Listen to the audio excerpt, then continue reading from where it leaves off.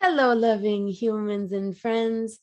I have been meaning to do a video on the Natasha Denona pastel palette for days. Since the order came in pretty quickly, I think it shipped from just a few hours away driving distance.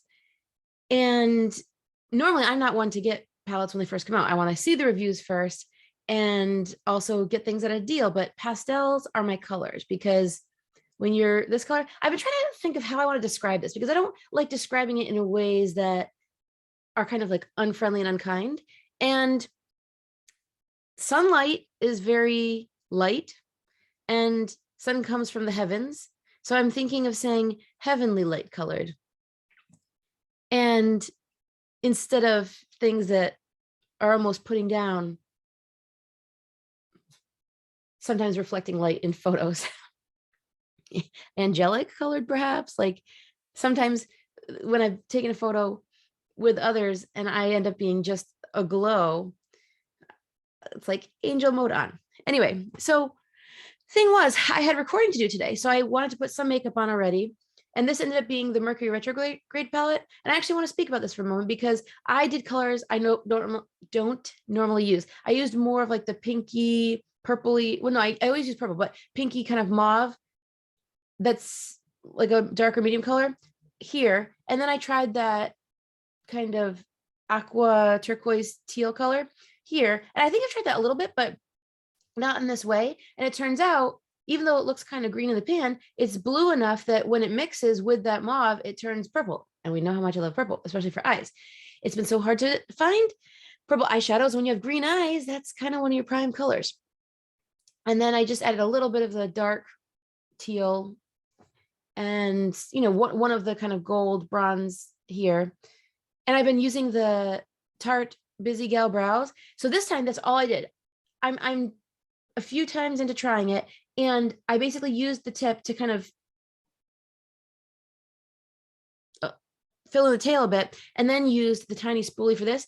I actually think, since I have other mascara-ish creams, that this spoolie is so kind of different than those larger ones that are mascara size.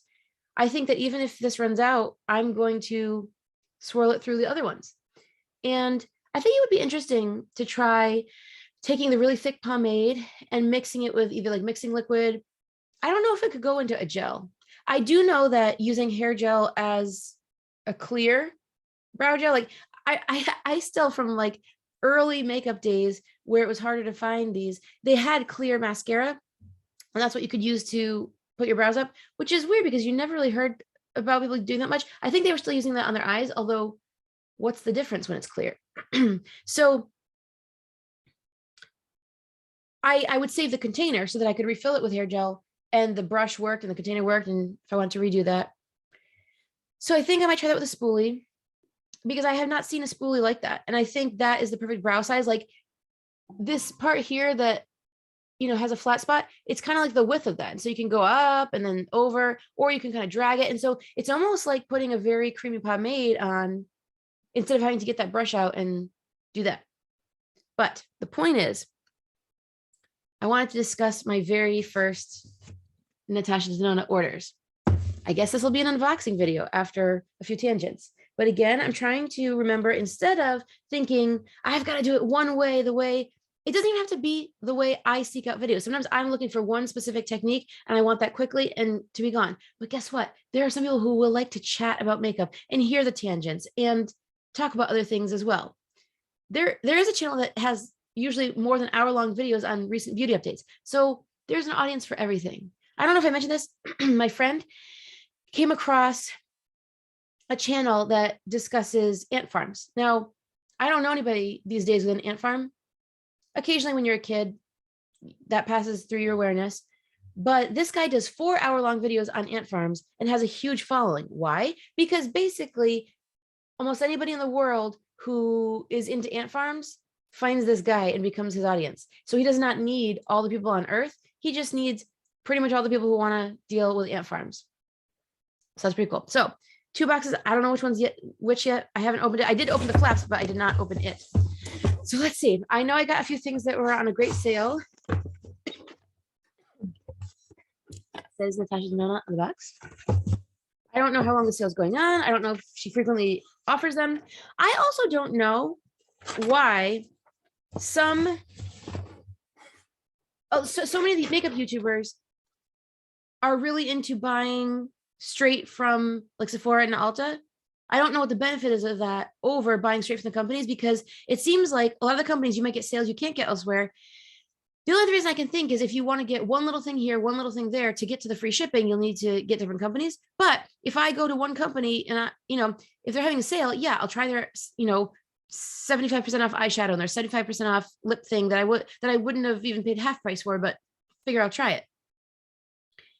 So within the same company, you can get sometimes sales, and then they'll often offer you like free samples of things that I may not want to invest in, but in trying it, I might find out, oh, I really love this. I tried the Tarte setting spray that came as a sample, and I actually tracked every single time I would use it. I tracked how many sprays I used. I think I was using like 1, 2, 3, 4, 5. And so I would mark that down in a tally, and that told me how many sprays I got. So that would tell me how many days use if I want to refill it.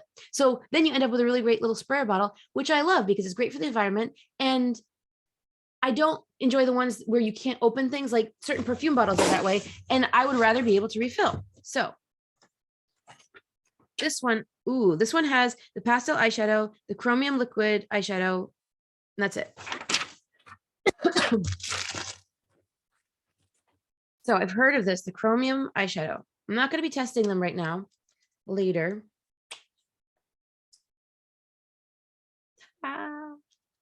Little box. I hope, ooh, this is darker than I thought, but I can see the reflectiveness, like even in the jar tube, I can kind of see the green, the blue, the dark blue, kind of violet. Those colors be my jam. And this is pretty tiny for $28. And the only coupon code I could use was like the welcome one. So yeah, this is extraordinarily expensive for my tastes. And I actually don't know if this lid really will reflect what it is. So I'm going to be pretty judicious with this. Like, I don't know how many uses you get out of this, but my NYX glitter eyeshadow, which all I did was test it a few times, looks like it's already mostly gone. I don't know if it's dried up somehow or just those few uses. Like that bottle doesn't make any sense how it could have gone away so fast, because trying it on my hand a few times is not, I mean, you're not supposed to get only 10 uses out of these things. So I guess we will see how this goes. I saw someone reviewing it and saying good things, but I think they have like a channel that does these. Are these triochrome? I think so. Duochrome is more popular now, so I'm not sure what all the names are exactly, but the ones that change color basically. And somebody said something about this being more safe or something. So I will look forward to trying this. Apparently what this is good for is like a one swipe and you're done. Because this is such a different style, I suppose that could work, kind of like these ColourPop Jelly Mutt shadows. It surprised me how well it did with just the one color. At first I tried it like eyelid kind of on here, but then I ended up blending up to the top, and that worked nicely. So I could see this. I don't know if this will work all the way up, but it would work here. But some of the online demonstrations had where like there was a color in the crease first and then it went on. I liked that. And then I think there were some others where it was more fully done and then kind of not just used as a topper, but used as a color, but still here. Oh, and as an eyeliner. That I could see myself doing as well, where I might be in a place where I need to be a little bit more conservative, not so flashy, but I still want something that's me, just in a more subtle way or subdued way, or a way that isn't so bold and in your face that anyone's going to find it distracting. Okay, so the pastel palette comes in a box like this.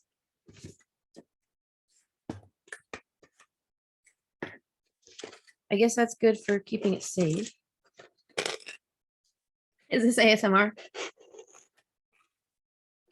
I don't like the sound of that. I don't think I'm an ASMR person.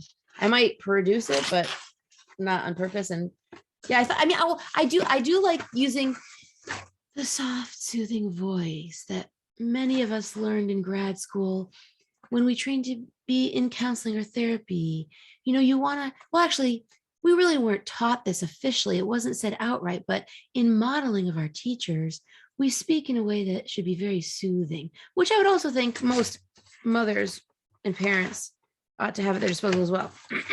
So you open this up, and it's got this corrugated cardboard to keep it safe, but that's really not what we're here for. I'm going to get this box out of the way because it's kind of in the way. It came in FedEx bubble wrap. So I saw various people talking about this box. To me, this is a pretty plain box. It goes from pinky lavender to light seafoam green. That's nice. But it seems like a lot of YouTubers use such dramatic language for things that I don't understand. Like, to call it stunning, to me, stunning is like rhinestones or some art on it that is really unique and you just happen to really like that style. Like, you could have art that is done by a wonderful artist and you just don't happen to like the style, so why would you call it stunning? So I'm wondering, is it because they're on the PR lists or whatever? Is it really stunning? I mean, is it not rather plain? I mean, nice, maybe even lovely, but I think lovely is as strong language as I would use. And I don't know what this means here. Is that a barcode? Is that like one of those barcodes that companies make because it looks like eyeshadow pans and they're trying to be cute? I don't know. So before I even open it,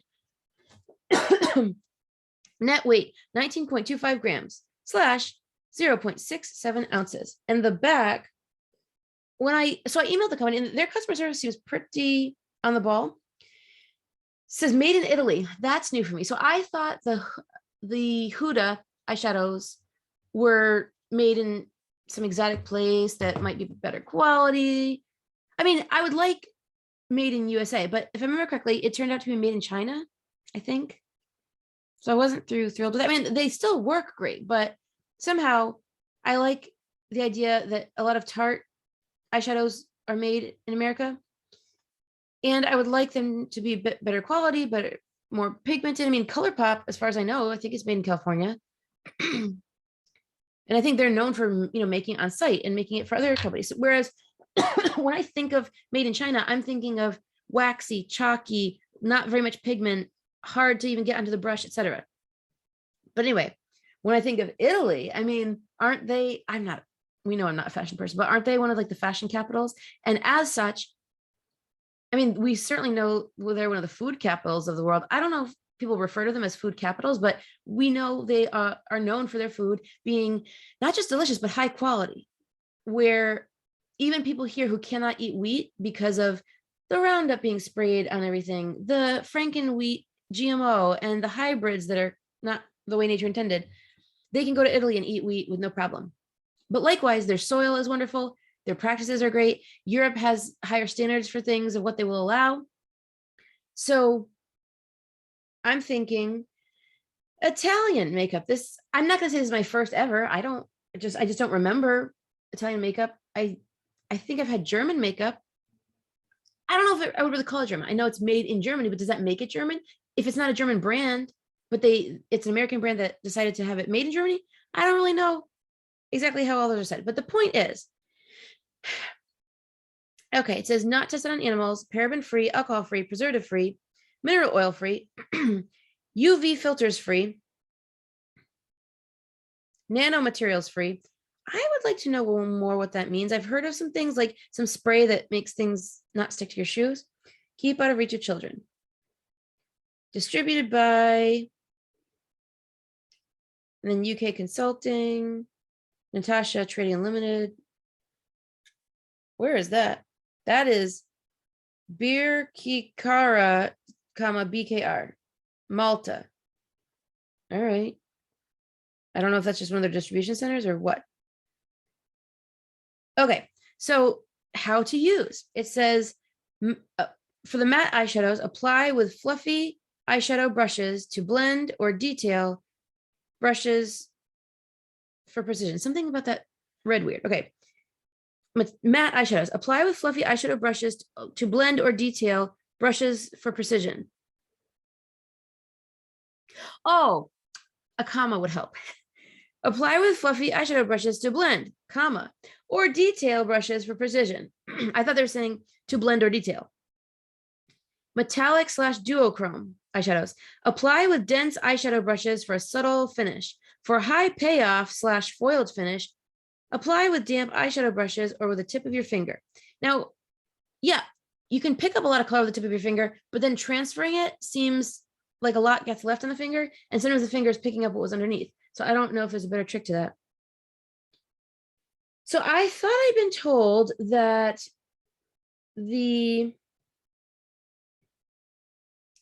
I thought the box was going to say which ones are the cream mattes. Is it cream mattes? Cream formulas? Are all the mattes cream? So it lists ingredients separately. I don't know if this is going to go away. With like each color, sort of. So this lists like color numbers. I think the color numbers are here. So it labels them. Tool, 422 CP. Illusion, 423 DC. So, all right, I see CP more than once. Is that maybe chroma crystal?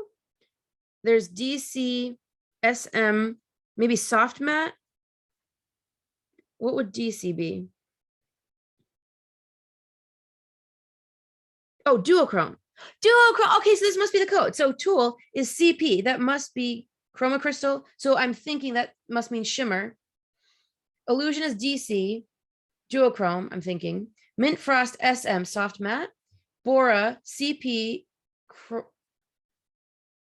Wait, but why is chroma crystal CP? Well, maybe I'll have to investigate a bit. Okay, dainty is DCS, duochrome soft. Brisk is CM. I've now lost my place. Did we have a CM already?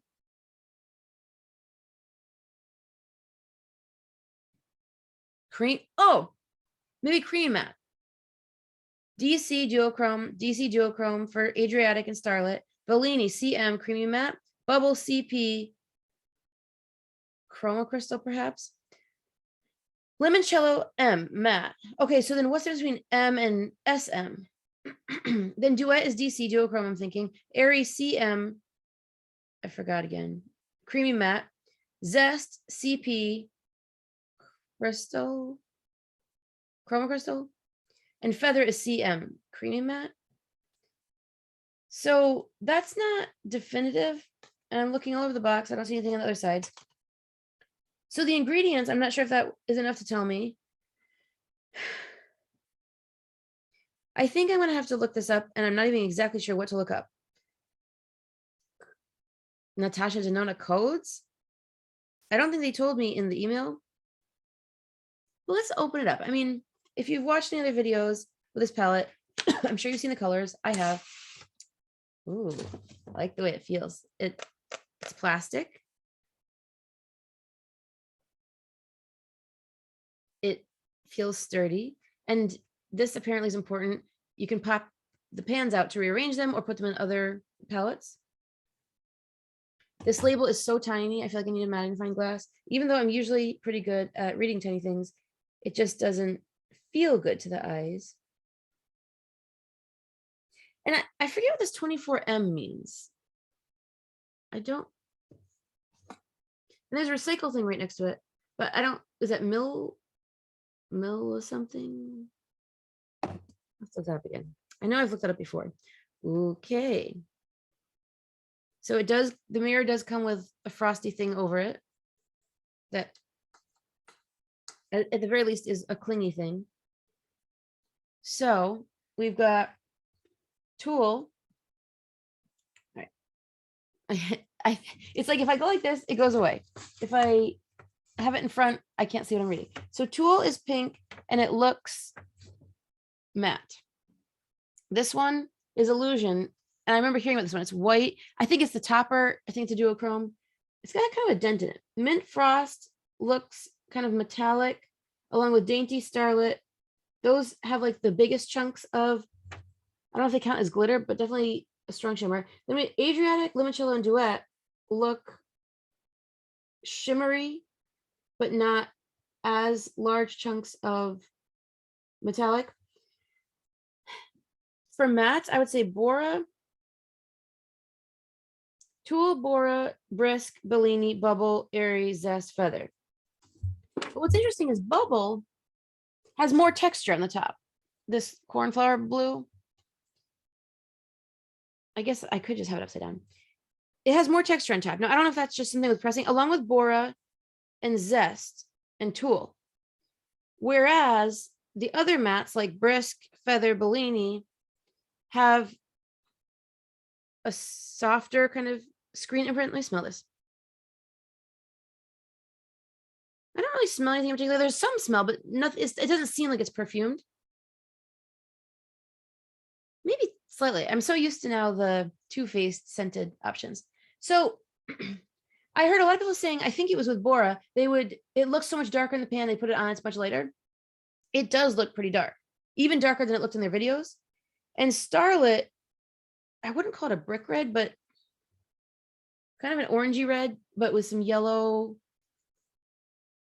See, it goes away. With some yellow shimmers. See, this is what I haven't seen in the videos is the tilted shimmer look. I guess I've got to keep my head in place and then it'll stay. This one, this Adriatic, looks a little bit different on camera. In life, it's more, I would say, green teal, but here it looks more like neon green, almost like my logo colors. And then Mint Frost, I wouldn't really call that a mint. To me, it's too dark to be mint. It looks, I would almost call it like sage.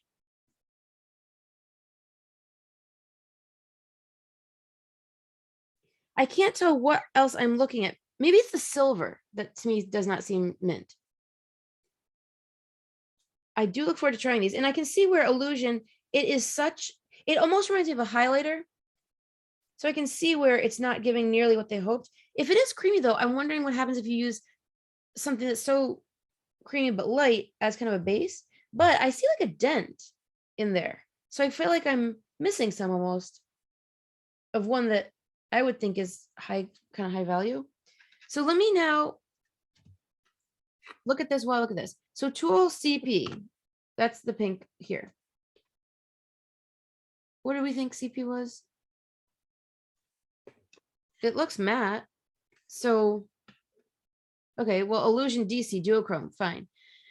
Mint Frost is definitely not matte. It says SM. Oh, maybe soft metallic, perhaps? CP Bora. Maybe that's a cream, but what does the P mean? So Dainty is DCS, duochrome soft, but does soft mean creamy? I don't know. Brisk, CM. It looks matte. Does not seem like cream to me. Adriatic is DC. So is that duochrome? I'm not seeing it. I would see Duet as duochrome. Starlit. Limoncello, I see Flex. Dainty, I see. And Mint Frost, I see lots of like silvery metallic. Actually, they look kind of like some of the ColourPop ones that really crumble a lot when you get into them. And a little bit like some of the Huda texture, where again, you kind of have to press it a lot to get it from scraping off, like when these dry up. Where were we?